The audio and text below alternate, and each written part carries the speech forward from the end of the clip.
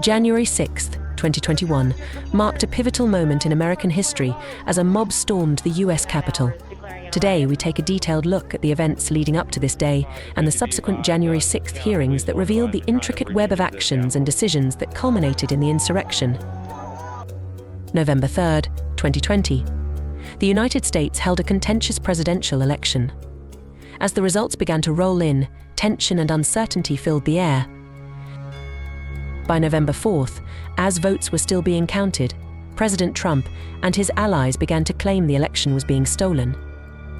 This marked the start of an aggressive campaign to overturn the results. On November 4th, Trump supporters and allies, including Peter Navarro and Steve Bannon, were already discussing ways to challenge the results. Messages and calls exchanged between them suggested a stolen election narrative. On November 4th, Trump holds a rally. We won there, we lead by 76,000 votes with almost nothing left. And all of a sudden everything just stopped. This is a fraud on the American public. This is an embarrassment to our country. We were getting ready to win this election.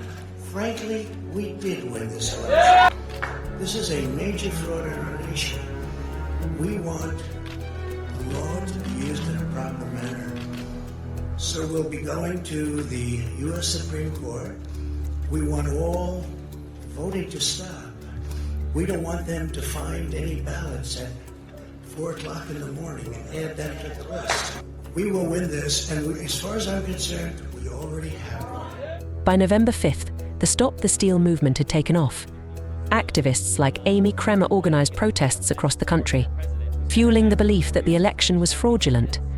Thousands of Trump supporters gathered in Washington, D.C. on November 14th for the Million MAGA March. The rally saw violent clashes between protesters, counter-protesters, and police.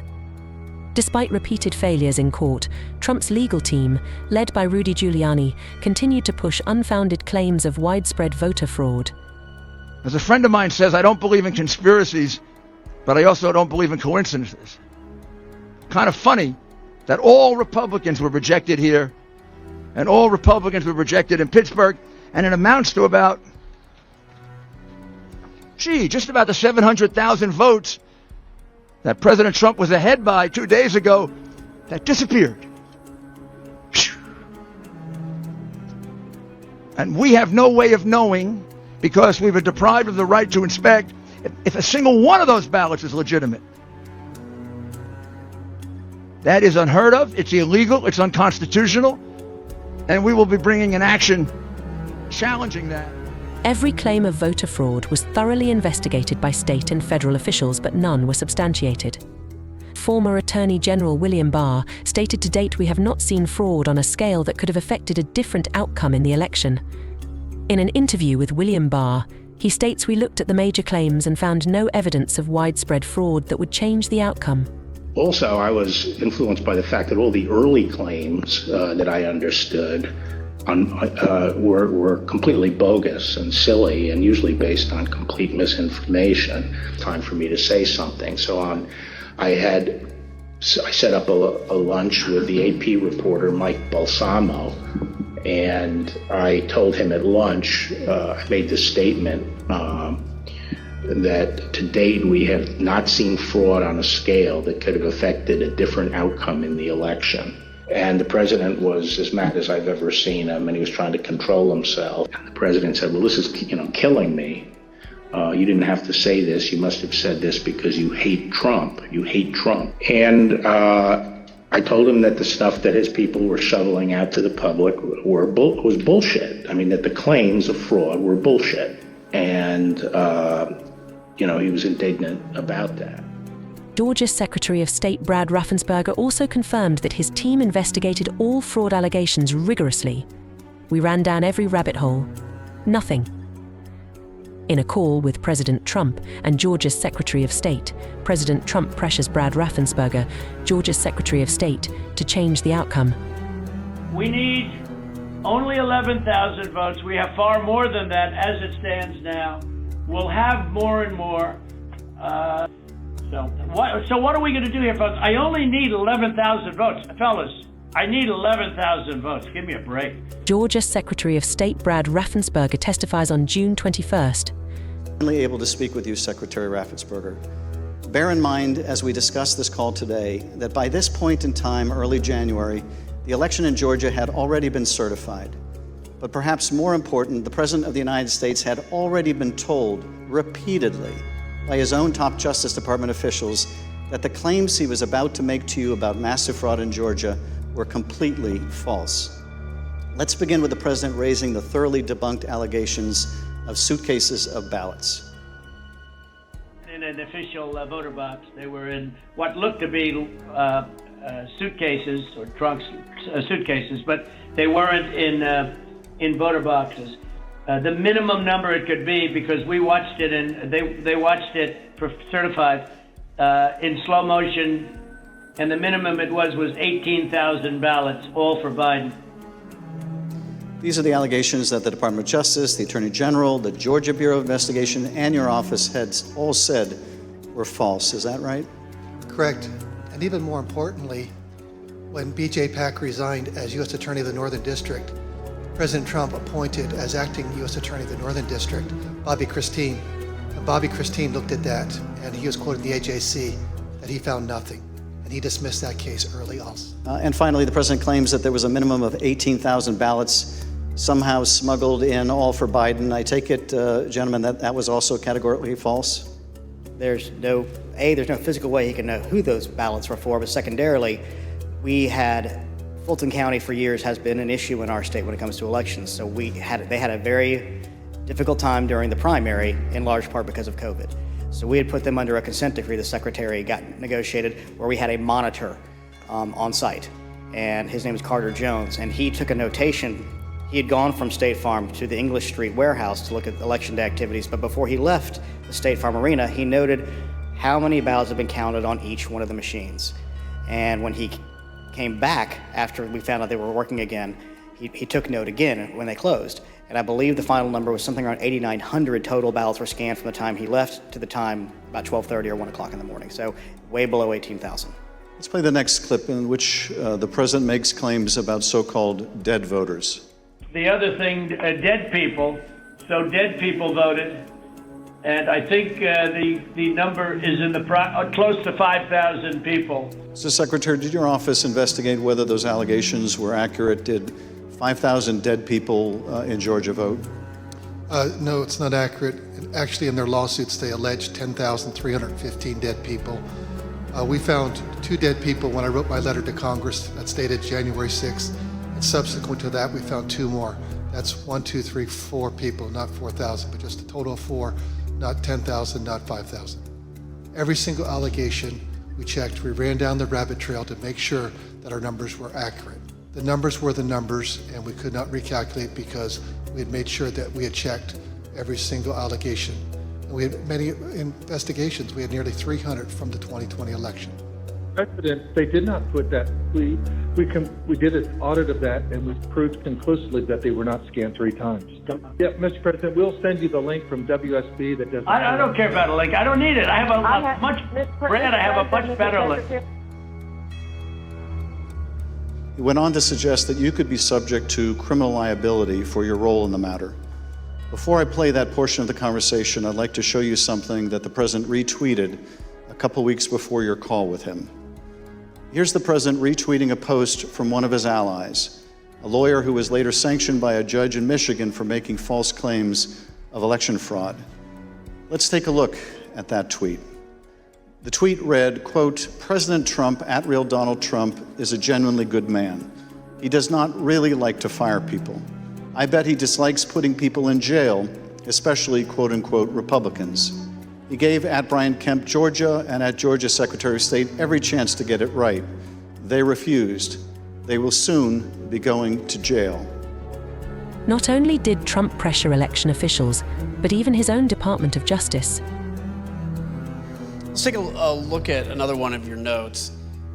You also noted that Mr. Rosen said to Mr. Trump, quote, "DOJ can't and won't snap its fingers and change the outcome of the election." How did the president respond to that, sir? He responded very quickly and said, essentially, That's not what I'm asking you to do. What I'm just asking you to do is just say it was corrupt and leave the rest to me and the Republican congressman. So let's now put up the notes where you quote the president. As you're speaking to that, he said, the president said, just say the election was corrupt and leave the rest to me and the Republican congressman. So, Mr. Donahue, that's a direct quote from President Trump, correct? That's an exact quote from the president, yes.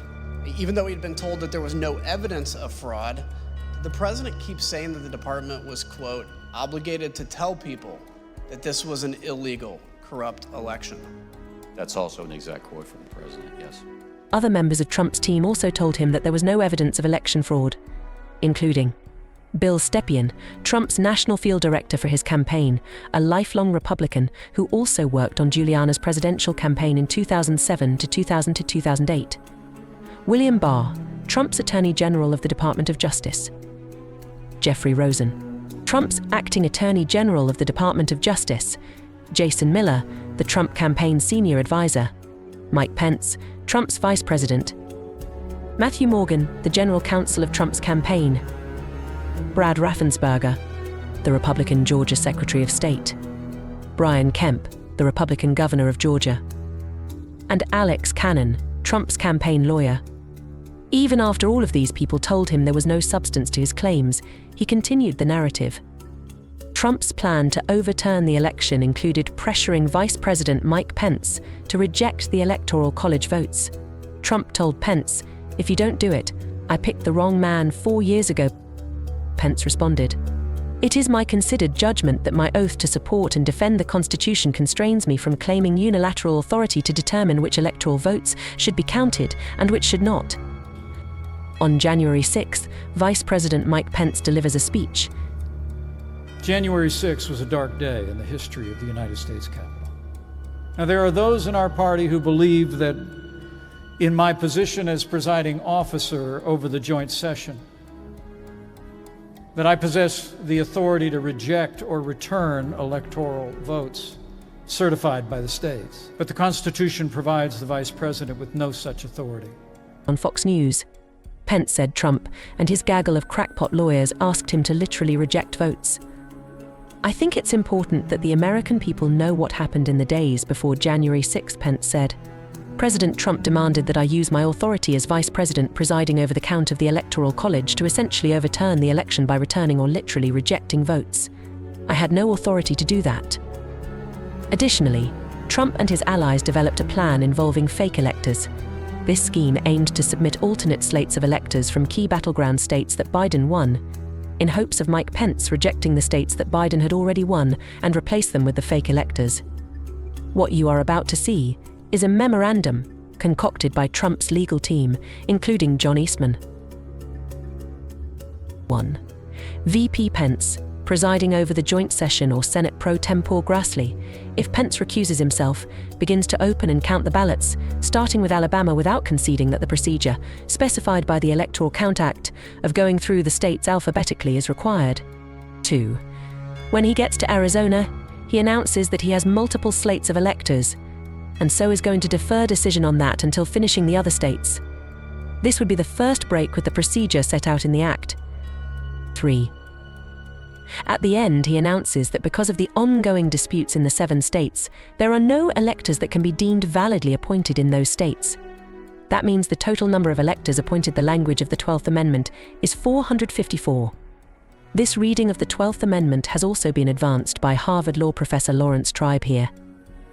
A majority of the electors appointed would therefore be 228. There are at this point 232 votes for Trump, 222 votes for Biden.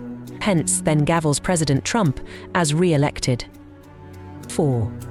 Howls, of course, from the Democrats, who now claim, contrary to Tribe's prior position, that 270 is required. So Pence says, fine, pursuant to the 12th Amendment, no candidate has achieved the necessary majority. That sends the matter to the House, where the votes shall be taken by states, the representation from each state having 1 vote. Republicans currently control 26 of the state delegations, the bare majority needed to win that vote. President Trump is re-elected there as well. On the morning of January 6th, Trump addressed a crowd near the White House. urging them to march to the Capitol and fight like hell. As Congress convened to certify the Electoral College results, a large crowd marched to the Capitol. What followed was an unprecedented attack on the heart of American democracy. The mob breached the Capitol, resulting in violence, destruction, and loss of life.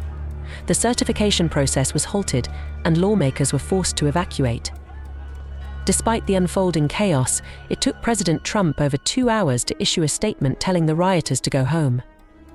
During this time, numerous aides, including his own son and daughter, urged him to act. The president was still exhorting his supporters at the Ellipse to go fight like hell at 12:50, around the time that the first wave of rioters first breached barricades defending the Capitol. Secret Service documents we recently received give a timeline of precisely what the White House knew and when. At 1:19, the President's Emergency Operations Center sent an email to Secret Service, national security, and military advisors to the President and Vice President, informing them that, quote, hundreds of Trump supporters stormed through metal barricades at the back of the Capitol building about 1 p.m. Wednesday, running past security guards and breaking fences. When the President returned to the White House around 1:20, he entered the Oval Office and was told right then about the onset of violence at the Capitol. From that point until approximately 4 p.m., over the next 2 hours and 40 minutes, the President stayed in the White House dining room, attached to the Oval Office, and watched this unprecedented assault take place at the Capitol. We have testimony from several members of the President's White House staff establishing that President Trump refused entreaties from his closest advisors and family members to tell his supporters to stand down and leave the Capitol. Here's the testimony of President Trump's White House counsel, Pat Cipollone. I can't talk about conversations with the president, but I can generically say that I said, people need to be told, there needs to be a public announcement fast that they need to leave the Capitol.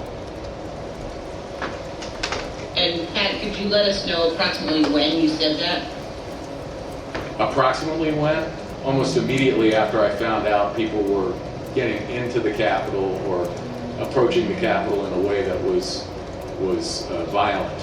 You on the staff did not want people to leave the Capitol. On the staff? In the White House. I can't think of anybody, on that day who didn't want people to get out of the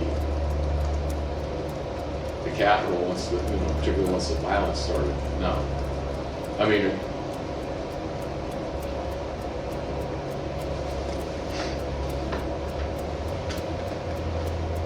what about the president? Yeah. Well, she said the staff. So I answered. No, I said in the White House. Oh, I'm sorry. I apologize. I thought you said who else on the staff.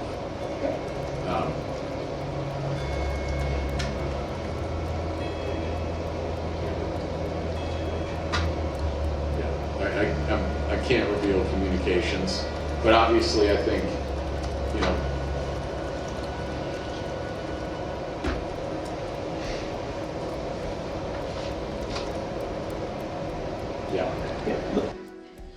Throughout this period, some of the president's most important political allies, family members, and senior staff all begged him to tell his supporters to disperse and go home. They included Sean Hannity, Laura Ingraham, and other allies at Fox News, his son, Donald Trump Jr., the House Minority Leader, Kevin McCarthy, others in Congress, and officials in the cabinet and executive branch. All of them made appeals to Donald Trump, which he rejected and he ignored. The Select Committee interviewed several people who were in the dining room with Donald Trump that afternoon, and every single one of these witnesses told us that he was watching the violent battles rage on television. He did not call his Secretary of Defense or the National Guard, the Chief of the Capitol Police, or the Chief of the Metropolitan Police Department.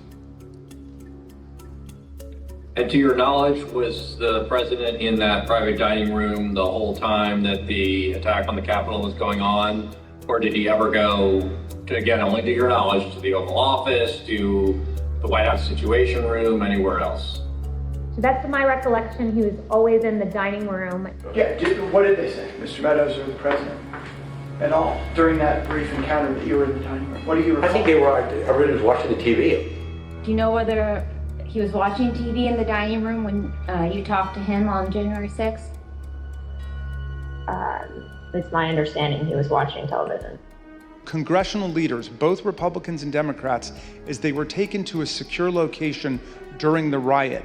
You'll see how everyone involved was working actively to stop the violence, to get federal law enforcement deployed to the scene, to put down the violence and secure the Capitol complex. Not just Democrats like Speaker Nancy Pelosi and House Majority Leader Steny Hoyer, but Republicans like Vice President Pence, Senate Majority Leader Mitch McConnell, Majority Whip John Thune, and countless other appointees across the administration. All of them did what President Trump was not doing, what he simply refused to do. Take a listen.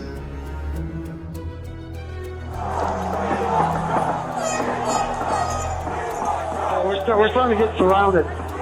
They're taking the north front scaffolding.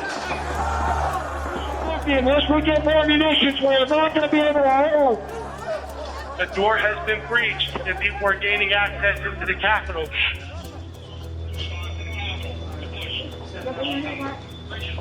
We have got to finish the proceedings, or else it will have become restricted. Senator Schumer is at a secure location, and they're locked down in the Senate.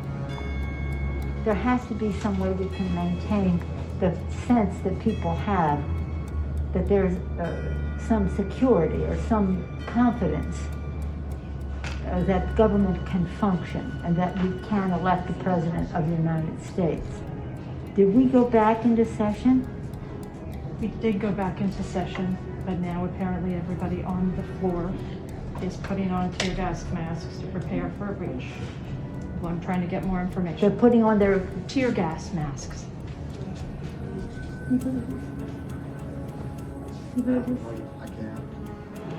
We need an area for the House members. They're all walking over now through the tunnels.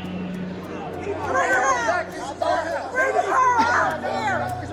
Hey! We're coming in if you don't bring her out!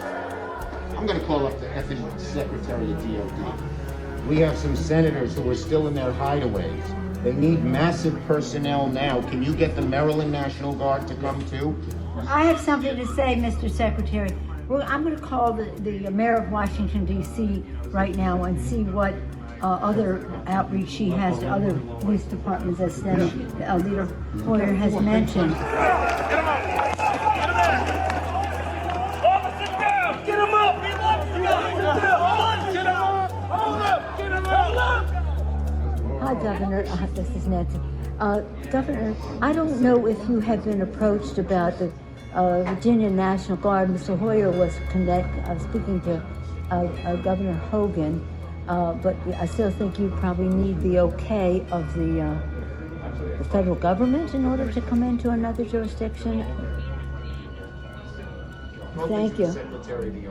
Oh my gosh, they're just breaking windows. They're doing all kinds of. It's really that they said somebody was shot. It's just horrendous, and all at the instigation of the President of the United States. Okay, thank you, Governor. I appreciate what you're doing, and if you don't mind, I'd like to stay in touch. Thank you. Okay. Thank you, Governor. Virginia Guard has been called in. You know, I'm just talking to Governor Northam, and what he said is they sent 200 state police and a unit of the National Guard. They're breaking windows and going in, obviously ransacking our offices and all the rest of that. That's nothing. The concern we have about personal harm, personal safety is it just transcends everything. But the fact is, on any given day, they're breaking the law in many different ways. And quite frankly, much of it at the instigation of the President of the United States. And now, if he could at least somebody. Yeah, why don't you get the President to tell them to leave the Capitol, Mr. Attorney General, in your law enforcement responsibility. A public statement, they should all leave. USA! USA!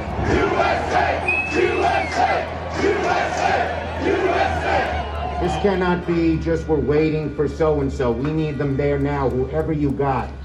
You Okay. you also have troops, this is Steny Hoyer, troops. Okay, so we have a little Fort bit of time McNair, to make that decision. Andrews Air Force Base, All right, other military bases. thank you. We Thanks, need Paul. Bye. active duty National Guard. How soon in the future can you have the place evacuated, pulled, cleaned out? I don't want to speak for the leadership that's going to be responsible for executing the operation, so I'm not going to say that because they're on the ground and they're the Well, just pretend for a moment it was the Pentagon or the White House or some other entity that was under siege. And let me say, you can logistically get people there as you make the plan.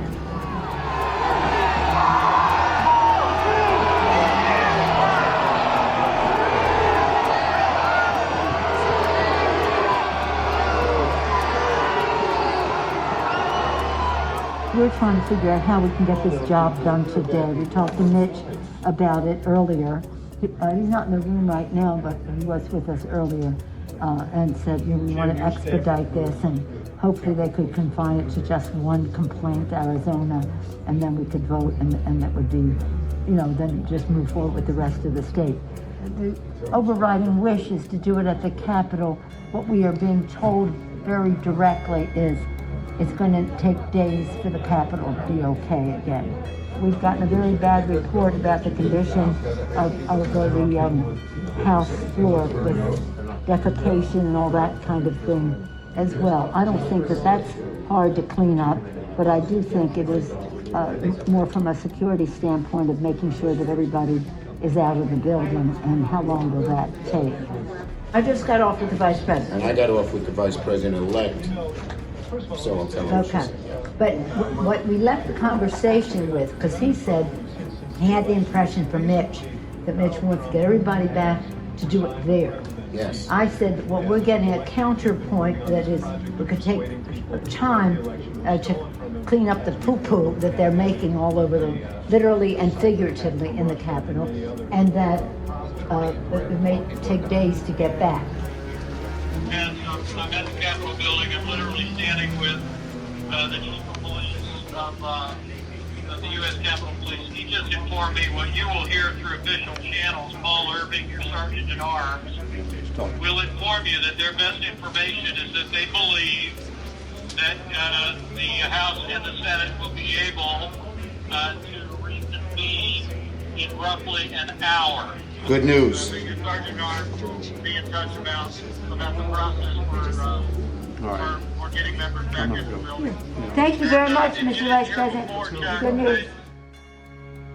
In the months following the insurrection, the House of Representatives launched a series of hearings to investigate the events of January 6th and the efforts to overturn the election.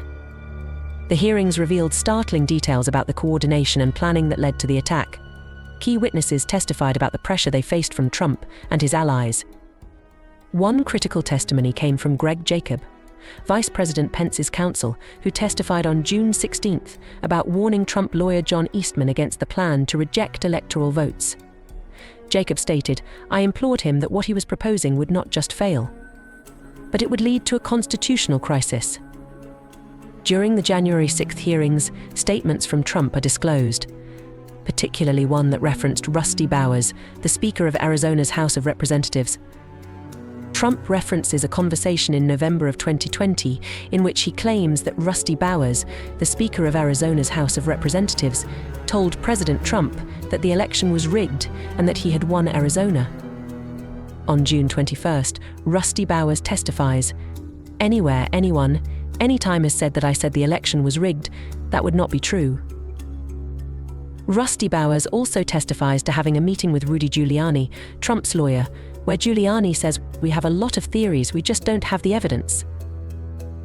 After the 2020 election, President Trump, along with Rudy Giuliani, called Rusty Bowers about the outcome of Arizona's election and claimed they had evidence of voter fraud with names and would turn them over. Neither President Trump nor Rudy Giuliani ever sent any documents. On January 4th, 2021, Vice President Mike Pence was summoned to a meeting with President Trump, along with John Eastman, Donald Trump's lawyer, and Greg Jacob, Vice President Mike Pence's lawyer. Greg Jacob testified that Vice President Mike Pence was asked to suspend the joint session and send the election back to the states. Jacob confirms that Mike Pence continued to state that he did not have this type of authority. During this meeting, Jacob stated that this action would violate multiple provisions of the Electoral Count Act.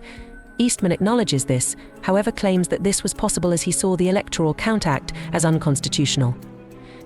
Greg Jacob tells John Eastman that this proposal would not be supported by any judge and would lose 9-0 if it ever got to the Supreme Court. John Eastman reluctantly agreed. The following day, on January 5, 2021, President Trump holds another rally. After the rally, President Trump holds another meeting with Vice President Mike Pence, John Eastman, and Greg Jacob. Mr. Jacob, you've already told us about your meeting with Dr. Eastman and the President on January 4th, and you briefly made reference to the meeting you had with Dr. Eastman the next day, January 5th. Can you tell us a little bit more about that meeting with Dr. Eastman on January 5th? For example, where was the meeting? Who was there? So at the conclusion of the meeting on the 4th, the President had asked that our office meet with Mr. Eastman the next day to hear more about the positions he had expressed at that meeting, and the Vice President indicated that offered me up as his counsel to fulfill that duty. So, and essentially it was an extended discussion. What most surprised me about that meeting was that when Mr. Eastman came in, he said, "I'm here to request that you reject the electors." So on the 4th, that had been the path that he had said, "I'm not recommending that you do that." But on the 5th, he came in and expressly requested that. And I grabbed a notebook as I was heading into the meeting. I didn't hear much new from him to record, but that was the first thing I recorded in my notes, was request that the VP reject. So what did you say to him? I started out with our points of commonality, or what I thought were our points of commonality. We're conservatives, we're small government people, we believe in originalism as the means by which we're going to interpret this. He acknowledged it would lose 9-0 in the Supreme Court. He again tried to say, but I don't think the courts will get involved in this. They'll invoke the political question doctrine, and so if the courts stay out of it, that will mean that we'll have the 10 days for the states to weigh in and resolve it, and then they'll send back the Trump slates of electors, and the people will be able to accept that. And I expressed my vociferous disagreement with that point. I did not think that this was a political question. Among other things, if the courts did not step in to resolve this, there was nobody else to resolve it. You would be in a situation where you have a standoff between the President of the United States and, counterfactually, the Vice President of the United States, saying that we've exercised authorities that constitutionally we think we have, by which we have deemed ourselves the winners of the election. You would have an opposed House and Senate disagreeing with that. You would have state legislatures that, to that point, Republican leaders across those legislatures had put out statements, and we collected these for the Vice President as well, that the people had spoken in their states and that they had no intention of reversing the outcome of the election. January 6th, 2021 will be remembered as a dark day in American history. Thank you for watching, and don't forget to like, share, and subscribe for more in-depth analyses of significant historical events.